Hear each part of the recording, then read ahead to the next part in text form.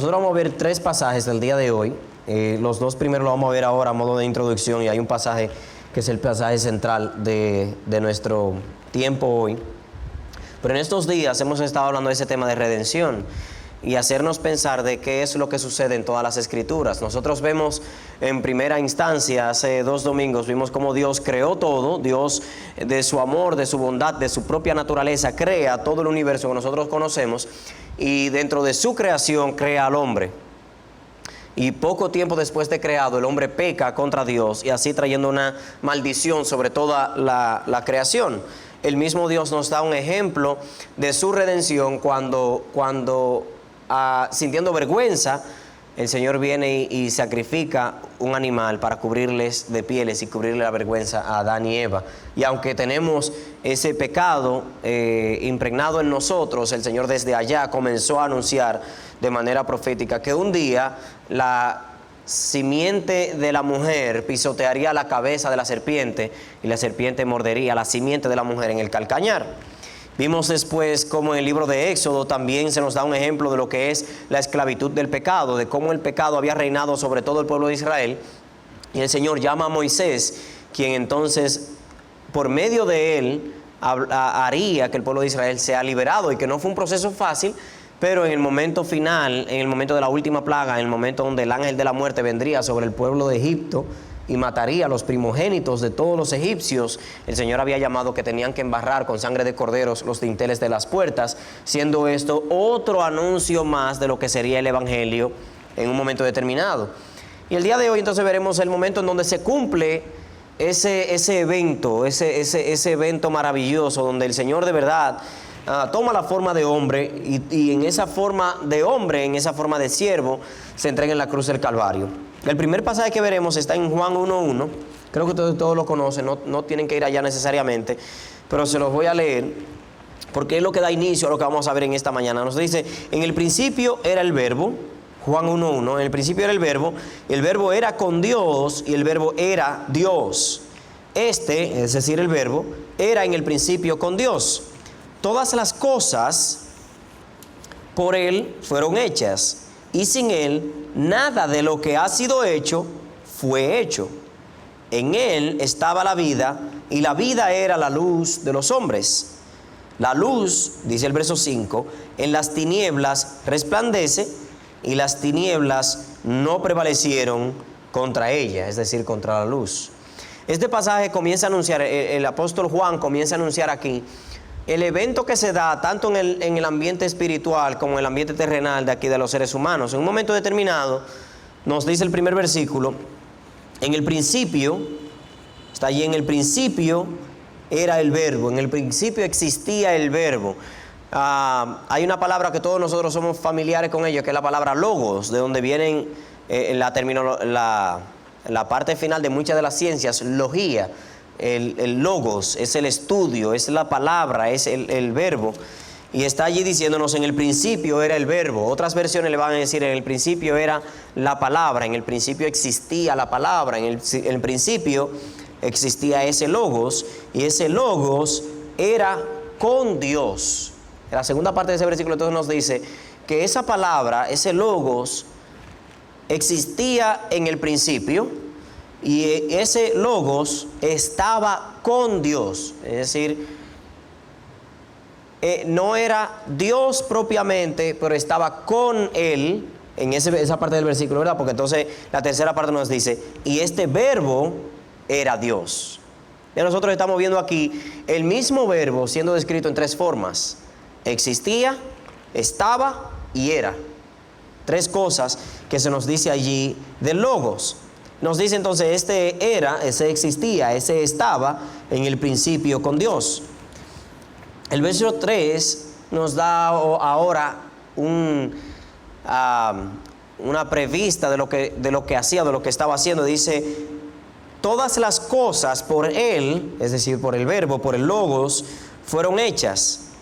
Y sin Él, es decir, sin el logos, sin el verbo, nada de lo que ha sido hecho fue hecho.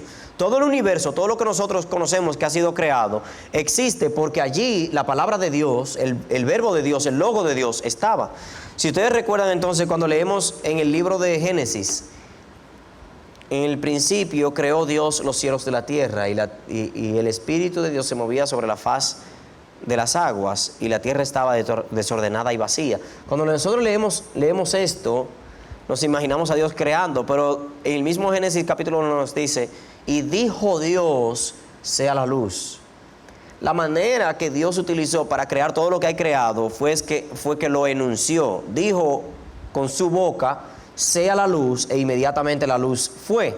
Entonces, en el libro de Génesis leemos el recuento de cómo Dios solamente con la palabra de su boca crea de la nada todo lo que existe. La única excepción que vemos allí es cuando Dios crea al hombre, que dice que Dios tomó del polvo de la tierra e hizo lodo y formó a un hombre, y dice que allí estaba este hombre prácticamente de lodo inerte. Y el Señor entonces dice, y sopló su espíritu en sus fosas nasales, sopló el espíritu y este hombre de lodo cobró vida. Pero después todo lo creado fue con el enunciado de su boca. Y vemos entonces, no porque Dios no lo haya enunciado también, porque Dios le dice allí a la Trinidad, vamos a crear al hombre a nuestra imagen y semejanza. Ahí sale de su boca, pero al mismo tiempo pone su espíritu, y allí entonces vemos cómo la Trinidad opera en la creación del ser humano. Pero todo lo que existe, todo lo que vemos, el verso 3 nos lo dice allí, dice, todas las cosas por Él fueron hechas, y sin Él nada de lo que ha sido hecho fue hecho. Es decir, en el verso 3 se nos dice que por Cristo, por el Verbo, todo lo que existe fue creado. En ese Verbo estaba la vida, y esa vida era la luz de los hombres. Todo lo que nos está diciendo Juan allí es, Cristo estaba con Dios y es Dios desde el principio. La Trinidad de Dios, ese Dios triuno, Padre, Hijo y Espíritu Santo, existían desde el principio. Han tomado diferentes roles y vemos quizás un protagonismo de uno por encima del otro en diferentes etapas de toda la Biblia, pero es el mismo Dios manifestándose en muchas maneras. Vemos desde el Antiguo Testamento a un Dios que habla, que muestra su autoridad como el Dios el Padre, pero al mismo tiempo vemos ese ángel de Jehová en algunos pasajes, esa imagen de Dios que toma una forma corporal, que se conoce el término como epifanía, donde se manifiesta una forma humana de Dios a los seres humanos. Se le aparece a Jacob, se le aparece a Moisés, se le aparece a Abraham, se le aparece a muchos de los profetas y parece ser Cristo. Y después vemos una y otra vez cómo el Espíritu de Dios no permanece en el mundo, pero viene y se manifiesta cuando le da dones. En el libro del Éxodo vemos que tenía que construir el tabernáculo y el Espíritu de Dios descendía y ponía sapiencia a los hombres hasta para hacer arte. Pero el Espíritu Santo entonces no moraba con las personas, sino que venía el Espíritu de Dios. Los profetas profetizaban por el Espíritu de Dios. Y vemos esa Trinidad de Dios operando desde el Antiguo Testamento en diferentes formas. Pero en general, vemos como que el protagonista del Antiguo Testamento es el Dios Padre, ese Dios que da su ley, ese Dios que se manifiesta de esta manera y con el cual no estamos reconciliados porque hemos roto nuestra relación. Cuando comienza el Nuevo Testamento, entonces vemos la manifestación de otra persona de la Trinidad de una manera más tangible, y es que viene la persona de Cristo, el Dios Hijo. La segunda persona de la Trinidad comienza a tomar un protagonismo, pero no deja de ser igual a lo que ya decía. Se manifiesta el Padre. Cuando el Padre manda a sus ángeles a revelarle tanto a María como a José que vendría su Hijo. Cuando el Padre se revela a cada uno de los que están aquí. Cuando el Padre se revela en el momento del bautismo de Jesús, donde dice, este es mi Hijo amado en el cual tengo complacencia.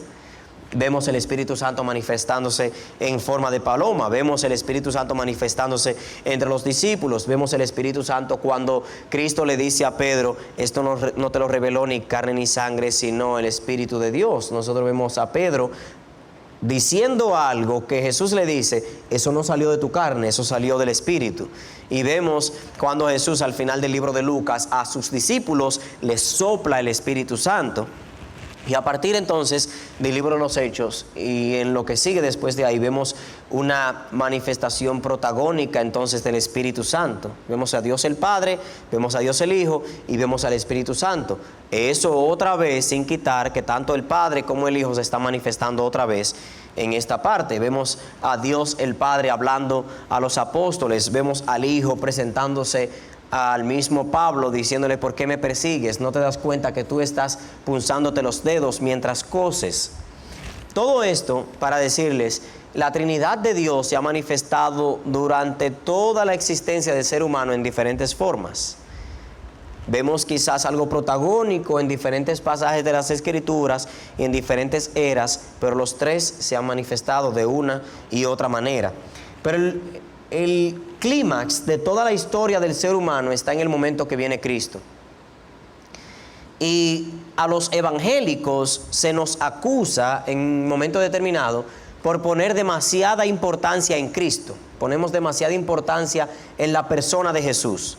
Mientras que nosotros vamos a encontrar a los musulmanes, a los judíos y a muchas otras religiones hablando mucho de Dios, Dios, Dios, incluso los impíos, Dios, Dios, Dios. Encontramos denominaciones hablando mucho del Espíritu, el Espíritu, el Espíritu Santo, el Espíritu Santo, el Espíritu Santo. A los evangélicos se nos acusa mucho de poner tanta primacía en Cristo. Y Cristo, y Cristo. ¿Por qué es que mencionamos tanto a Cristo? ¿Por qué es que hablamos tanto de Cristo? ¿Por qué es que para nosotros todo lo que respiramos es Cristo? Y cuando ignoramos esto es que podemos hacernos este tipo de preguntas, porque estamos fallando en entender cuál es el papel que Cristo juega en el concepto de la Trinidad y en lo que hemos estado hablando cuando Dios crea todo y el hombre se encarga de dañar toda la creación y maldecir toda la creación. Cuando vemos a Satanás moviendo al hombre a dañar lo que Dios ha creado. Y después de todo esto, en el otro extremo, vemos al Espíritu Santo obrando en los creyentes, el Espíritu Santo santificando a los creyentes, moviéndoles a actuar. En el medio, allí está Cristo, que es el que crea una reconciliación en un pueblo que estaba separado de Dios, a un pueblo que ahora que está unido con Dios. No poner atención a Cristo es perdernos toda la historia, porque entonces vemos la historia donde como que comienza a bajar y en un momento comienza a subir, pero cuando llega ya al pico, tenemos que ver el Calvario, que el Calvario es lo que logra unirnos a nosotros con Dios. Y allí entonces se manifiesta la redención que Dios menciona allá en Génesis. Se manifiesta la redención que ya vimos en Éxodo. Se manifiesta la redención del que habló Isaías. Se manifiesta la redención de lo que hablaron todos los profetas. Y vemos que comienza a suceder lo que hablaron todos los profetas de antaño, del reposo, de entrar en el reposo, de ver la gloria de Dios. Esto comienza a suceder cuando Cristo viene. De Cristo no haber venido, nada de esto sucede. Yo quiero invitarle a que vayamos al libro de Hebreos, capítulo 2, que es nuestro pasaje central. Vamos a ver brevemente algunas verdades que están allí. En Hebreos, el libro de Hebreos en general es todo un tratado para convencernos de la gloria de Cristo. Todo lo que vamos a leer en el libro de Hebreos es para apuntarnos a Cristo y cómo Cristo es, como ya les he dicho en otras ocasiones, el sacerdote perfecto que trae la ofrenda perfecta delante del Dios perfecto. Eso es Cristo. Y por eso no podemos perdernos la imagen de Cristo. Si de verdad nos preocupa que hemos ofendido a Dios y que Dios va a mandarnos al infierno, entonces tenemos que poner atención al Cristo, que es el que nos puede librar de la muerte eterna. Hebreos capítulo 2, versículo 5, y vamos a leer hasta el verso 10 por ahora. Nos dice: porque no sujetó a los ángeles el mundo venidero, acerca del cual estamos hablando. Pero alguien testificó en cierto lugar diciendo: ¿qué es el hombre para que te acuerdes de él? ¿O el hijo del hombre para que le visites? Le hiciste un poco menor que los ángeles, le coronaste de gloria y de honra, y le pusiste sobre las obras de tus manos. Todo lo sujetaste bajo sus pies. Porque en cuanto le sujetó todas las cosas, nada dejó que no sea sujeto a él. Pero todavía no vemos que todas las cosas le sean sujetas. Pero vemos aquel que fue un poco menor que los ángeles, a Jesús, coronado de gloria y de honra, a causa del padecimiento de la muerte, para que por la gracia de Dios gustase la muerte por todos. Porque convenía a aquel por cuya causa son todas las cosas, y por quien todas las cosas subsisten, que habiendo de llevar muchos hijos, a la gloria, perfeccionase por las aflicciones al autor de la salvación de ellos. El autor de Hebreos, cualquiera que sea aquí, está apuntando al Salmo 8, Salmo que es un cántico muy conocido por nosotros. ¿Qué es el hombre para que tengas de él memoria? Y el hijo del hombre para que lo visites. Lo hemos cantado una y otra vez. Yo recuerdo hace mucho tiempo, siempre pensaba que ese hijo del hombre era yo. Yo me ponía en ese texto.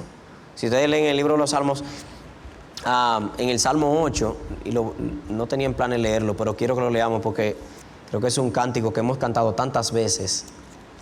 Nos dice: oh Jehová, Señor nuestro, cuán glorioso es tu nombre en toda la tierra. Has puesto tu gloria sobre los cielos. De la boca de los niños y de los que maman fundaste la fortaleza a causa de tus enemigos, para hacer callar al enemigo y al vengativo. Cuando veo tus cielos, obra de tus dedos, la luna y las estrellas que tú formaste, digo: ¿qué es el hombre para que tengas de él memoria? Y el hijo del hombre para que lo visites. Yo personalmente leía dos cosas. Leía: ¿qué es el hombre para que tengas de él memoria? Y el hijo del hombre para que lo visites. ¿De quién es que se está hablando allí? Pareciera que la primera parte de esa pregunta se refiere a mí. ¿Qué es el hombre para que tú lo visites? Dios visitó al ser humano.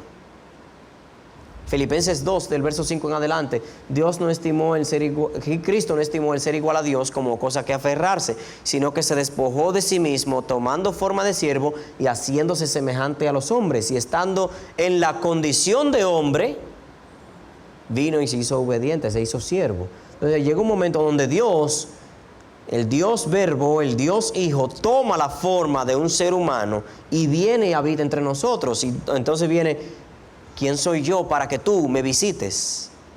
Pero entonces la segunda parte de la pregunta dice: ¿y quién es el Hijo del Hombre? Y yo cometía el error de volverme a situar ahí. ¿Quién es el Hijo del Hombre para que lo visites? Entonces viene ese Hijo del Hombre. ¿Quién es? El libro de Hebreos nos da la respuesta, porque nos dice allí, citando el Salmo 8, alguien testificó, dice el verso 6, diciendo: ¿qué es el hombre para que te acuerdes de él, para que tengas de él memoria? O el Hijo del Hombre para que le visites. Le hiciste un poco menor que a los ángeles, le coronaste de gloria y de honra, y le pusiste sobre las obras de tus manos, todo lo sujetaste bajo sus pies. ¿De quién es que se está hablando allí? Es de mí. Yo soy un poco menor que los ángeles. ¿No? El mismo capítulo 2, en los primeros versículos, nos hace una advertencia. Nos dice: tengan cuidado y caminemos con diligencia, porque ya hace un tiempo, está diciendo el autor de Hebreos, ya hace un tiempo hubo un grupo de seres que se rebelaron en contra de Dios, y Dios no les mandó un redentor. Dios los mandó directamente al lago de fuego y azufre. Fue a los ángeles. Cuando los ángeles pecaron, para decir así, cuando los ángeles pecaron, Dios lo mandó inmediatamente al castigo. Dios no proveyó un salvador para los ángeles. Lo pueden leer ahí en el capítulo 2, en los primeros versos. Verso 2: porque si la palabra dicha por medio de los ángeles fue firme, y toda transgresión y desobediencia recibió justa retribución, es decir, a los ángeles, entonces el autor de Hebreos dice ahora: ¿cómo es que nosotros estamos tan ligeros delante de Dios? Si Dios a nosotros, habiendo pecado, pudo habernos mandado directo para el infierno, pero no, aguantó y aguantó y aguantó hasta que envió a su Hijo para redimirnos de nuestros pecados. Por eso es que el verso 3 del capítulo 2 dice: ¿cómo escaparemos nosotros si descuidamos una salvación tan grande? ¿Cuál será el castigo para el ser humano si Dios decidió, habiendo nosotros pecado, decidió enviar a su Hijo? Si nosotros lo rechazamos, ¿cuánto no será nuestra condenación? Cuando Dios no tuvo misericordia con los ángeles. Pero aquí Dios envía a su Hijo. Dice el verso 8 que todo lo sujetó a su Hijo, todo lo sujetó bajo los pies de Cristo. Sujetó todas las cosas. No hay nada en el universo que no esté sujeto a Cristo, aunque todavía no veamos que todas las cosas le sean sujetas. Y esto viene a marcar aquí el punto medio de esta serie que estamos hablando, porque vemos la manifestación de la redención de Cristo, pero todavía falta. Como se cumple, pero todavía falta. Ya Cristo vino, derramó su sangre, todo el que crea en Él es salvo, todo el que crea en Él es redimido, pero todavía falta un poco, porque llega el momento donde vamos a ser levantados con Él en gloria. Dice el verso 9, pero vemos que aquel que fue hecho un poco menor que los ángeles, a Jesús. ¿Quién fue que fue hecho menor que los ángeles? Fue Jesús, no fui yo, fue Jesús. A Él Dios lo coronó de gloria y de honra a causa del padecimiento de la muerte.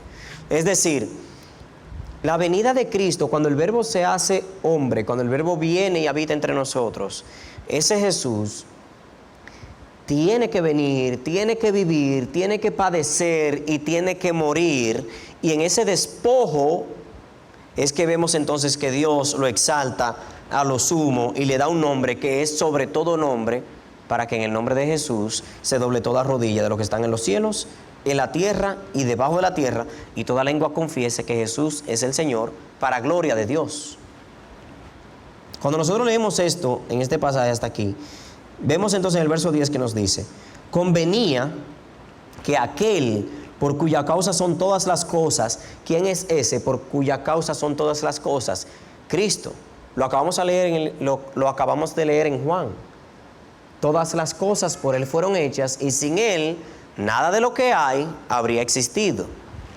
Dice aquí entonces, convenía que aquel por cuya causa son todas las cosas y por quien todas las cosas subsisten, que habiendo de llevar muchos hijos a la gloria, perfeccionase por medio de las aflicciones al autor de la salvación de ellos.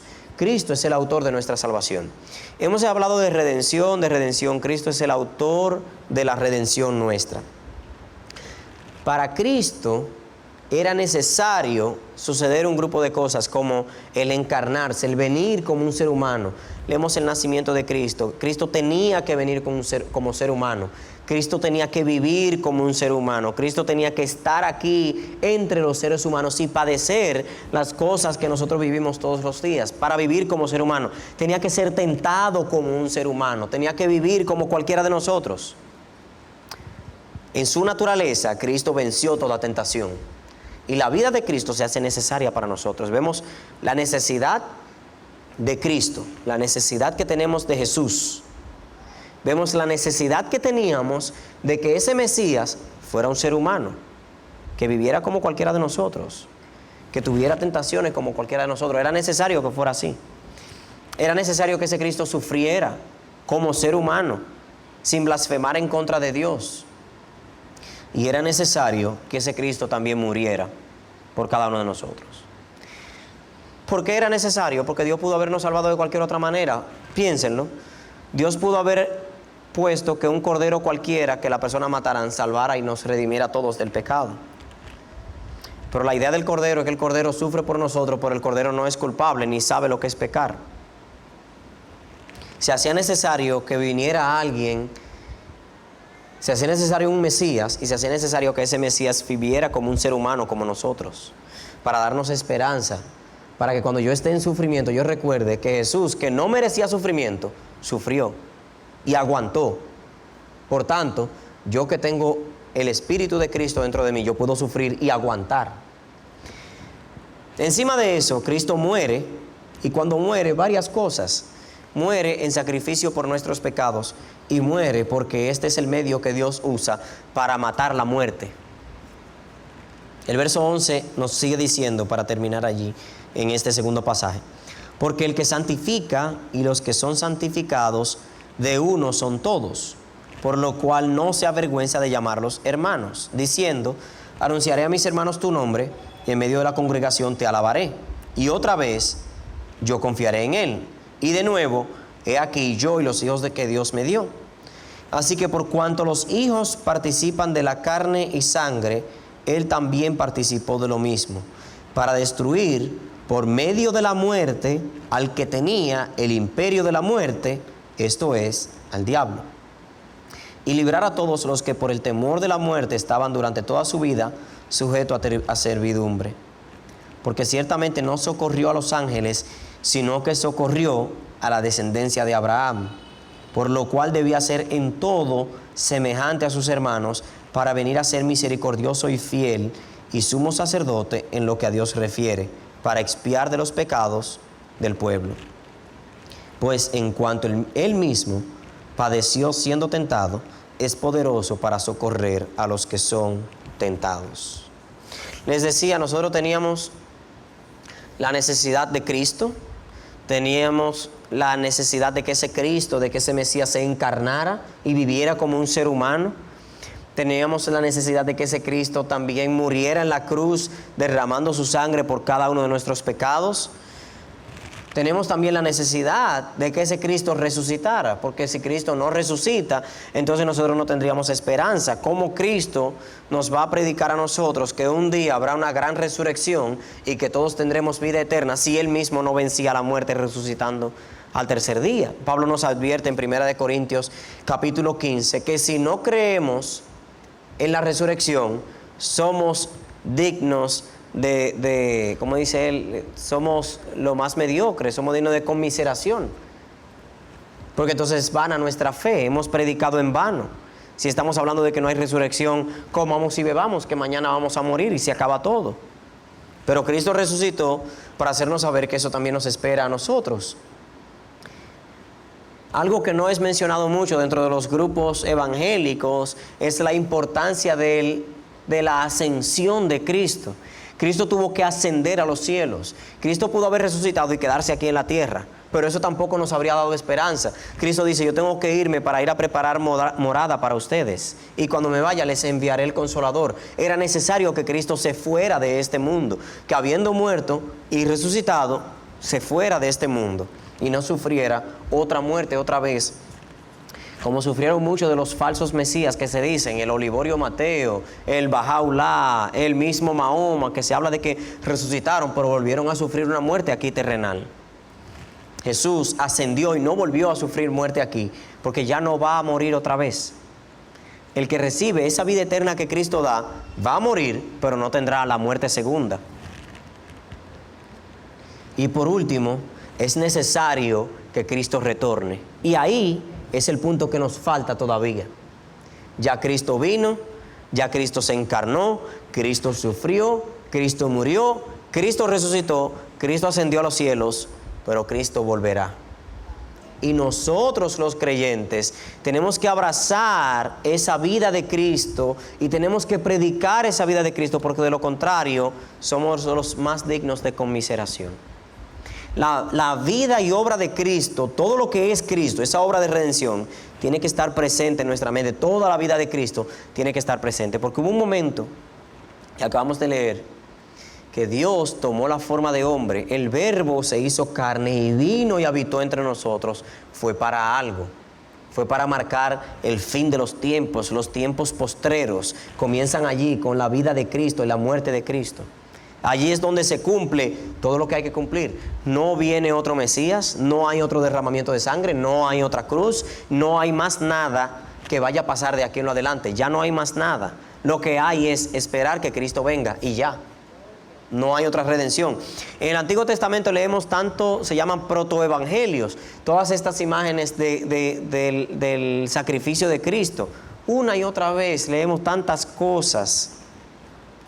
Leemos del mismo derramamiento en la sangre de los dinteles. Leemos a un Jonás que está en el vientre de un pez por 3 días y 3 noches, haciendo simbología a lo que habría de suceder en un momento. Leemos al mismo Isaías hablando del siervo sufriente que habría de venir. Leemos muchos casos donde hombres se pusieron en lugar de otros. Vemos a un David matando a Goliat, que es ejemplo del mismo Jesús matando al diablo, matando a la muerte. Nosotros vemos todos esos ejemplos y lo que apunta es a la obra de Cristo. Pero después de aquí, ya se cumplió, y por eso nosotros los evangélicos, los cristianos, adoramos tanto ese nombre de Cristo, la persona de Cristo dentro de la Trinidad.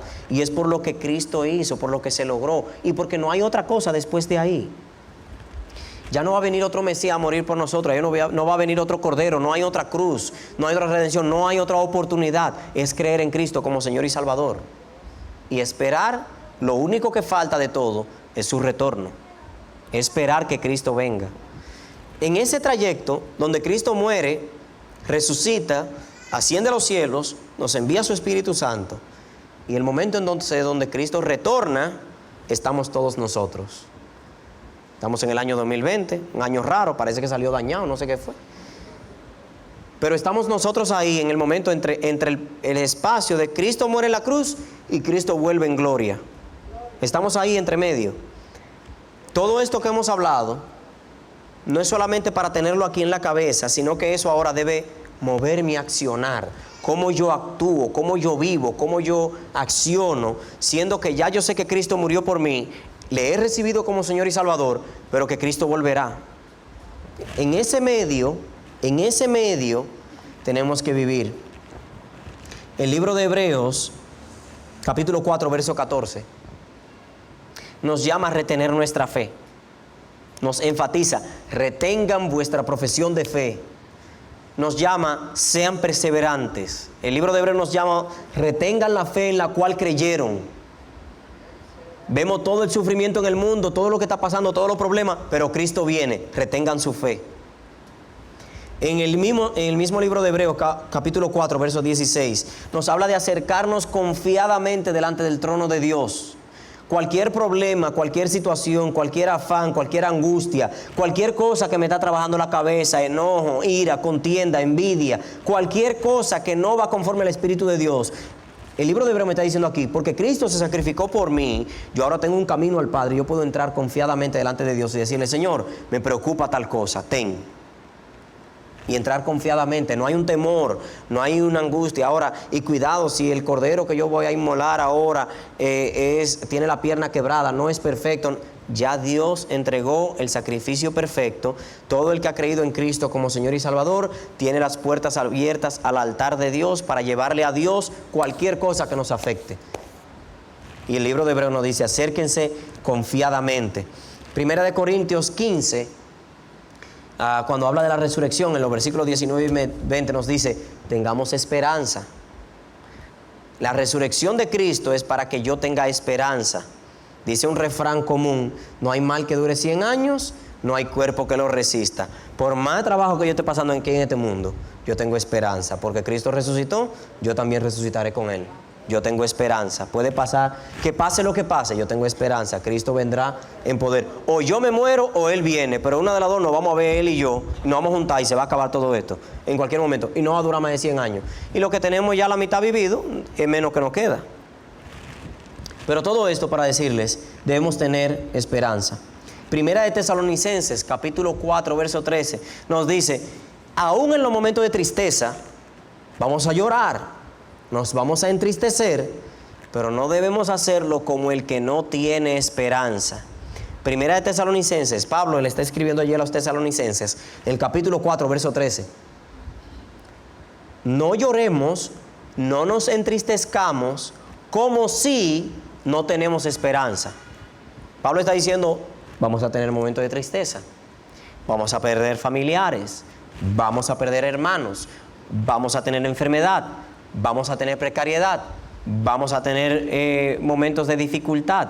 Pero en todo esto, yo no vivo, yo que soy creyente, yo que soy cristiano, yo que soy evangélico, creyente del Señor y que tengo a Cristo como Señor y Salvador, yo no vivo como el impío. Yo vivo diferente, porque lo que domina mi pensamiento no es lo terrenal, lo que domina mi pensamiento es lo celestial.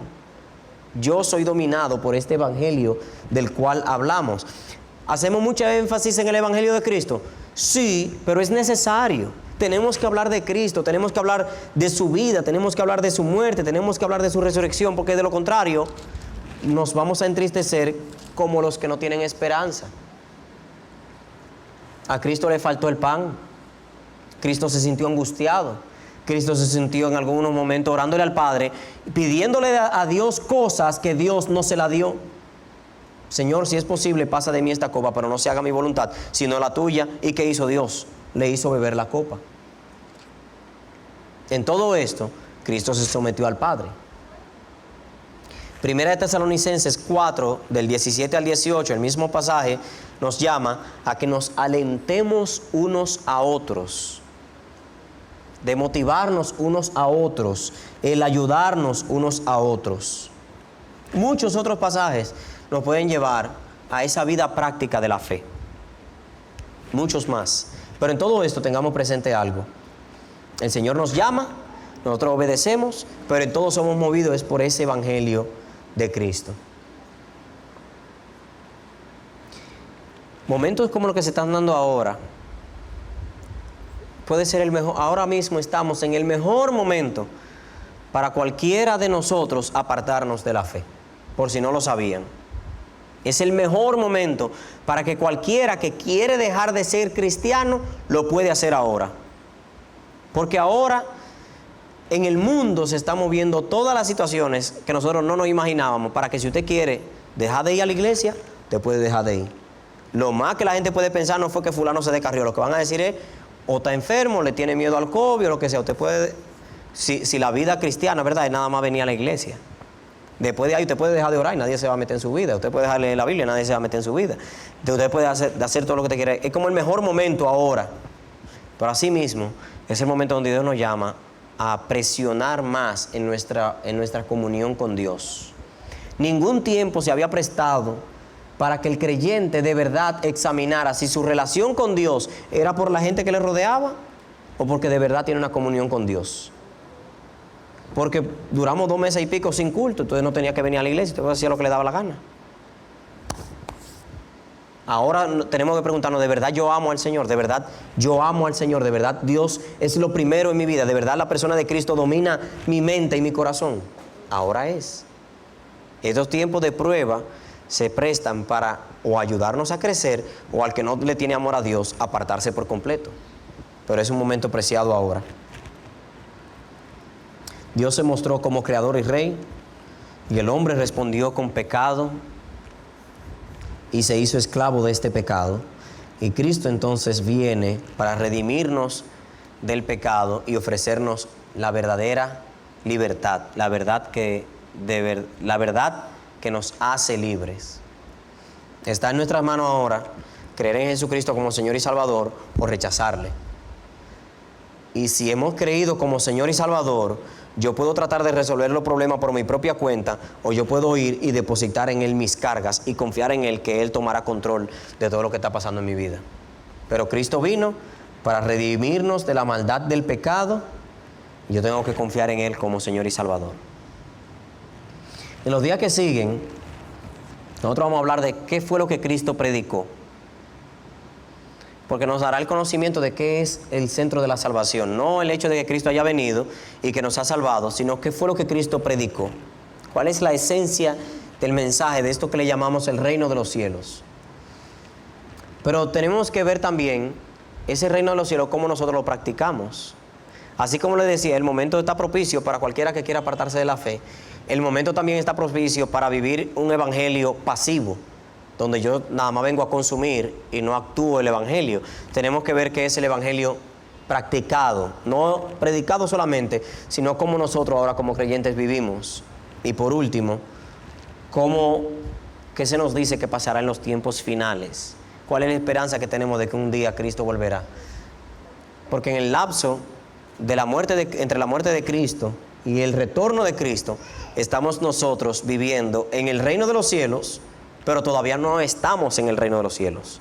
Somos ciudadanos del reino de los cielos, pero no estamos viviendo en el reino de los cielos. Y estamos aquí como embajadores. Vivimos aquí, pero no somos de aquí. Estamos aquí como peregrinos y extranjeros, y estamos anunciando a la gente que se conviertan y vengan y pertenezcan a un reino que todavía no se nos ha entregado, y que un día vamos para allá. Entonces tenemos que pensar cómo vivimos siendo ciudadanos del reino de los cielos, pero no estamos en el reino de los cielos. Vamos para allá, pero todavía estamos aquí. Estamos en el mundo, pero no somos del mundo. Entonces el evangelio de Cristo es lo que nos va a hacer trabajar de manera diferente.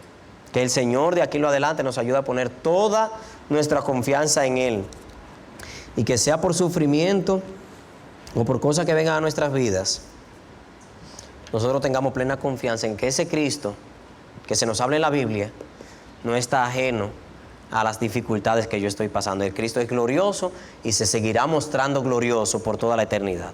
Amén. Señor, te damos gracias por tu palabra, gracias por tu amor y tu misericordia.